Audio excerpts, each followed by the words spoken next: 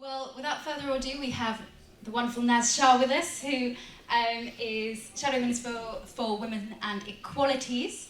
And I'm sure that Naz doesn't need any introduction at all. But the question I wanted to ask you, Naz, was, for me, there seems to be a link between prejudice in political parties, hatred online, abuse online that you have experienced yourself, being one of the most abused women on social media. But not only how does that affect you as an MP, but also how does that affect the political engagement of minority communities, particularly young people from minority backgrounds who are aspiring to go into politics? How does that affect them? Okay, good afternoon everyone. Will that be alright? Can everyone hear me? Yeah. In a small room anyway, so yeah. Absolute pleasure to be here. Can I just say, before I answer the question, thank you very much for MEND for organising this event. It's always good to be at an event, a MEND event. I can never say no to them. In terms of how I deal with it as an MP, to be honest, I've developed quite a thick skin. And had I, when you've beaten George Galloway and had the kind of elections I've had, it doesn't, you kind of like have a really, really high bar set of the kind of crap that you get on real life, let alone social media. But there is somebody who's just finished doing a prison sentence for threatening to kill me.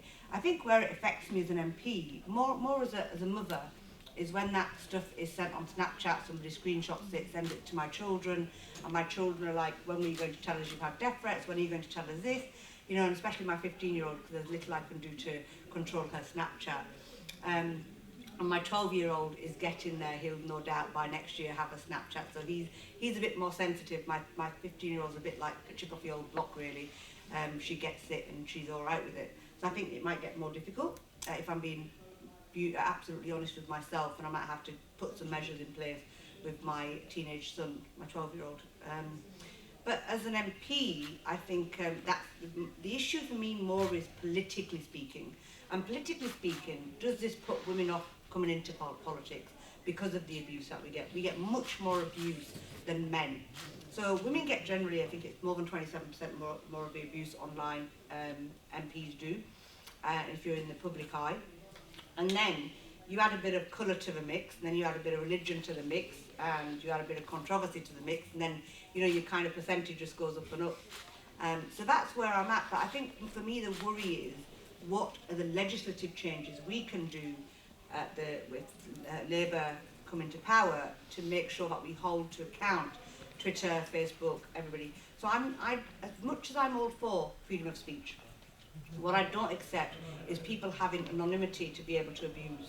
And if you look at the 50% of the abuse that the anti-Muslim narrative on Twitter in London in 1 year was created by just 6% of the users of Twitter in Greater London in 1 year. I forget the year, I think it was last year, that was a research that had come out.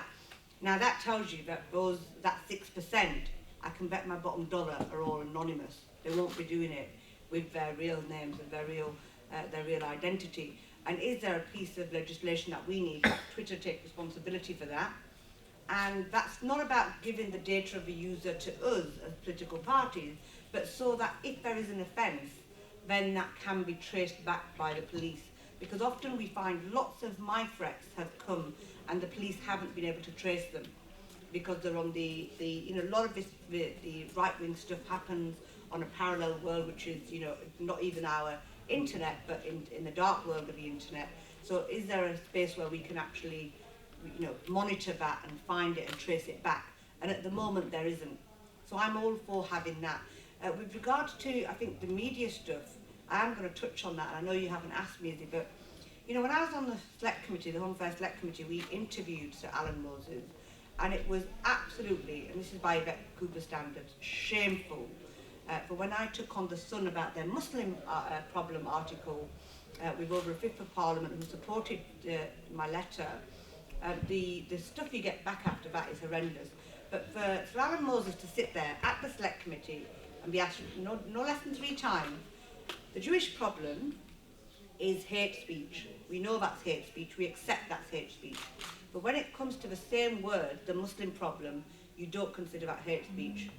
It's disgraceful, because there is no hierarchy in discrimination. There's no hierarchy between Islamophobia and anti-Semitism. They're all evils of the same coin, if you like, different faces of the same coin. And I think we have to get past this. I think in politics in particular, we do this whole whataboutery. And what about, well, we've got anti-Semitism, what about you, you've got Islamophobia? No, it's shameful for all of us. And we need to really, really accept that as political parties, and only then can we move to the place where we need to be, which is safeguard our communities. Thank you very much.